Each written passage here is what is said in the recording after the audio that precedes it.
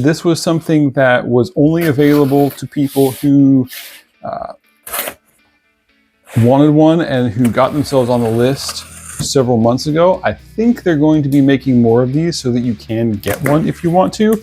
But I happen to get one of the first ones here. I have not seen this in person yet. I am going to unbox it here on camera. This is a sticker, and this is what it looks like. So let's see the real thing. Here is the box. Kind of a cool box. It's kind of a bespoke thing. If you know about Bourbon Moth, they do a lot of woodworking stuff. So this was designed to be a crafting item. Make stuff, making stuff out of wood, making stuff out of leather, etc. Wow, this thing is hefty. So right off the bat, I love the feel of this thing. It's got a lot of really aggressive jimping down the back there. I'm not sure if I'll like that. This G10 is it's very grippy. They haven't smoothed that off as much, and I like that. It's not going to slip out of your hand. This is a hammering surface, so if you're using it when you're making something and you got to hammer into the chisel part, that thing will help keep the knife from breaking, keep from breaking the G10. It's a wire pocket clip, which I don't normally like, but that's really stiff. So I don't think that's going to be a problem. Let's check the weight before I open it here. This is heavy, as should be for a sturdy item, right? But this is really heavy. This is 6.26 ounces. So this is not a lightweight pocket knife. This is obviously designed to be pretty sturdy. We've got a tool in the box here. This is a T8 for the pivot.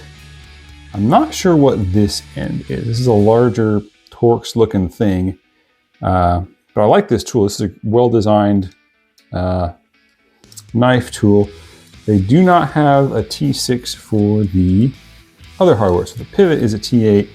That's what this is for. I don't see a T6 in the box anywhere, which is kind of interesting, but cool. All right, let's open this thing. This is a hefty knife. Let's see what the action is like. Oh, that is hefty.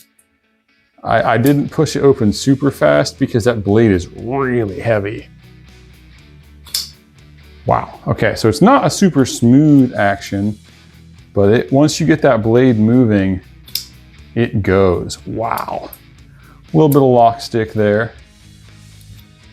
Axis flipping is kind of tough. It doesn't want to axis flip. I think, there we go. The channel's a little narrow, so you have to hold it just right to get an axis flip. If you pull down too hard, it kind of hangs up like that. But if you have it just right, it'll slide in and out for you. Flipper tab is definitely the best way to open and close that. Man, if you want to axis flick that, you really have to flip it. Okay, so let's talk about the blade. This comes in right or left-handed. This is a chisel grind, meaning it is not ground on this side. As you can see, that is completely flat. And this side is ground like a chisel. And the idea is that you can use it like a chisel by beating on the end of it like this if you're having to chisel wood or something. I have not tested it yet, but man, is that well ground. I love the fact that right here, they've angled this pretty shallow so that if you're cutting something like paracord, let me grab some paracord here.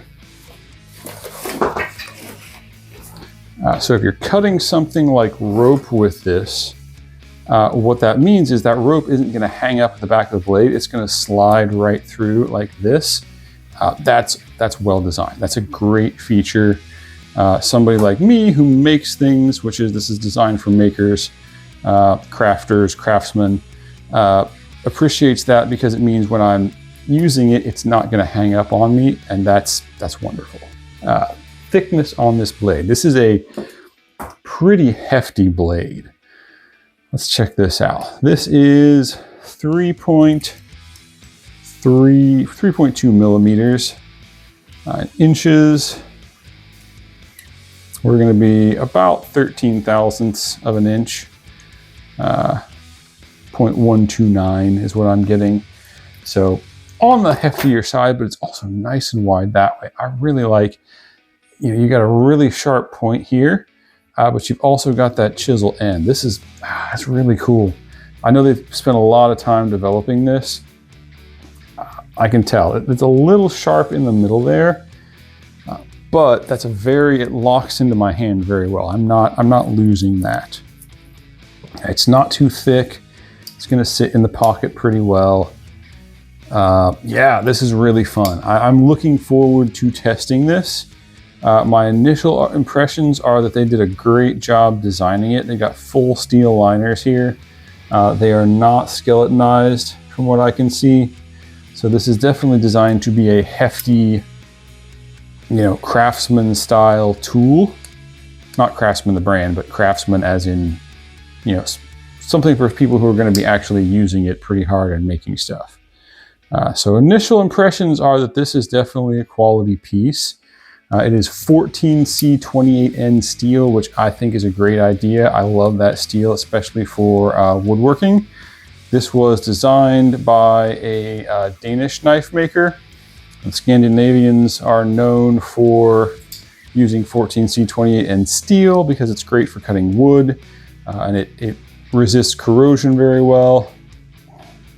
Yeah, I mean, my initial impressions of this, while the action's not the smoothest, very positive for a limited production, kind of unusual thing. I'm going to test this. I'm going to be doing a full review of this at some point coming up relatively soon. I got a lot of stuff to film here, but I really, really like it. I can see myself using this a lot. Here it is. This is next to my Tucson that I opened it with. Just for size comparison, here it is next to a CRKT Redemption, which is a pretty large knife. What else have I got on the table here? Here's my my zero tolerance 452 carbon fiber, right? So that's a pretty big knife. This is a cold steel, tough light, right? Smaller knife. I don't have my griptilian or anything on me, but medium to large knife. It looks like about cutting surface on that blade is right about 3 1/4 inches. We're looking at from the where sharp part starts, we're looking at right at 83 millimeters. So decent sized blade. And I will have a full review of this coming at some point soon. Like this a lot. Yeah, can't wait to test it.